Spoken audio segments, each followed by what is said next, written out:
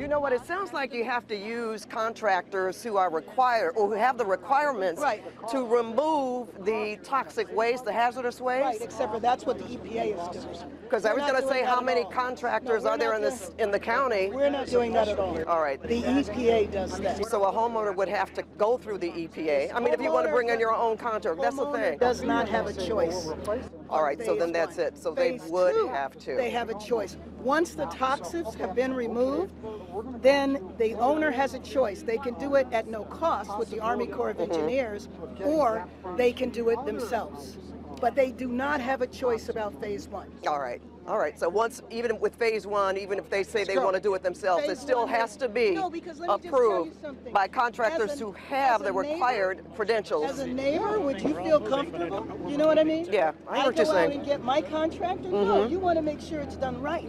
That's why it would be done by the EPA. Well, that's, you know, the question was when people said, I want to come back tomorrow and start rebuilding. Right. And you say, well, I'm going to get my own contractor. Yeah, but it has to be a contractor who has the requirements. You can do that in phase two. Okay. You cannot do that in phase one. That's right. All right. That's the right. toxic environment impacts everybody. It's not just about your property.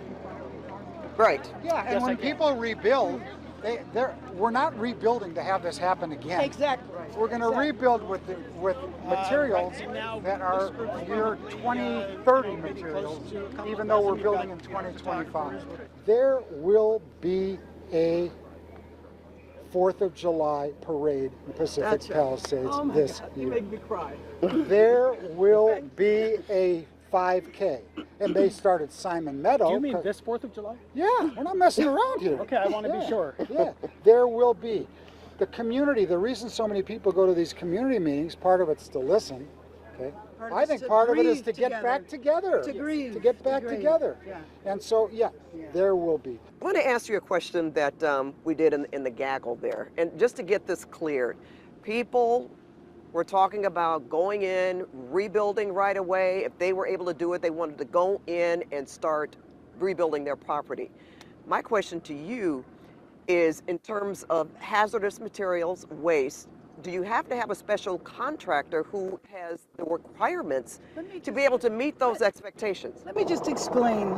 Phase one, you do not have the option to do it yourself. Period. There are hazardous materials here, toxins. This is not a healthy situation. The EPA is going to do the removal of the hazardous materials.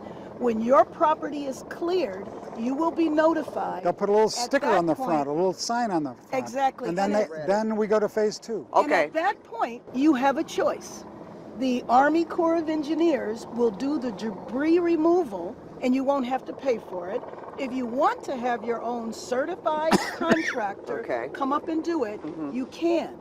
But one thing that we would encourage everyone to do, in just a few days, the county will have forms available called the right of entry, which then gives the EPA the right, the Army Corps of Engineers, in the second phase of it, the right to remove the debris from your house.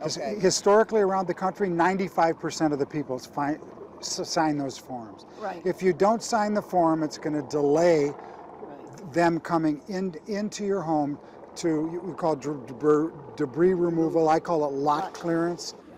So this is law. You have to have EPA during phase. Yes, absolutely. That's right. Period. Absolutely. That's right. So it is. Your individual home impacts the neighborhood.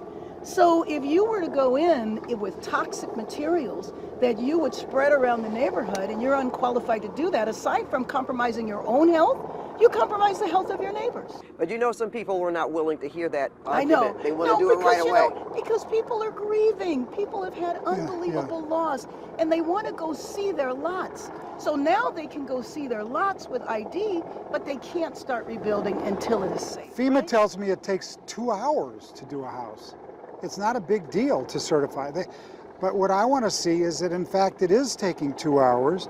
I want to know how many crews they have, of how many people working how many hours divided by how many houses, and then I know what it is. And then I'll go beg them for more crews, or, you know, what they say is we don't want to, what is it, fumble all over each other? Okay. So, but you know, people, they want the time. So if I ask you, well, how long is phase one? Well, in the first house, it'll be 2 days. Okay. In the last house, it may be 90 days from now. But how can I tell you until we quantify what the issue is? Okay. So we got that out of the way. It does have to you have to go through the EPA. They do not have a choice. Regardless, for phase one. Okay. You said something, Steve. You said no attics. Yeah, because attics spread fires, and they help spread them very quickly. So I would encourage people when they rebuild their home they're going to have to use upgrade code materials and everything else. But when they reimagine the inside of their home, well, we want our kitchen a little bigger. We want the kids' bedrooms a little smaller because whatever it is, if you have an attic space, I would encourage you. In fact, it's not my choice, but I wouldn't grant a permit to somebody that has And an he attic. said encourage. That's the did other not thing. say I'm going to ask you about that. You No. said encourage, because you can't prohibit people No. unless No, whoever unless they the work code with prohibits. says. But okay, I'll give you one more. I would encourage people to build all electric. Okay. So Okay. there's things like that we would That's- encourage. But they don't have to. But it's important that people be able to rebuild right away. So one of the things that we're going to do in the next couple of weeks is set up a recovery center where 12 city departments are there so you don't have to run around. And it's going to start on the west side. Eventually we hope to have it right here at the rec center, but the rec center still has smoke damage, so we're not ready for that.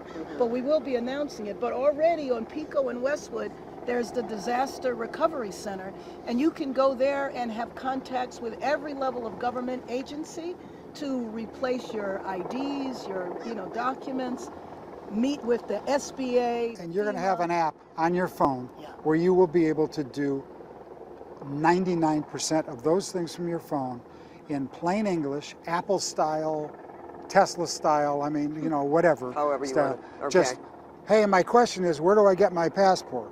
Or my question is, I don't know who my architect should be or who a contractor should be.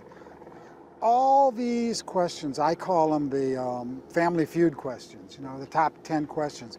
We've done the focus groups, and now that's all being built. And once it gets built, I want to look at it, make it user-friendly, and then I want to take it to the mayor and have her add or subtract. It's not going to take away from anybody else's website. It will refer people. It's going to save people time. It's going to provide them more resources, and it'll take less time.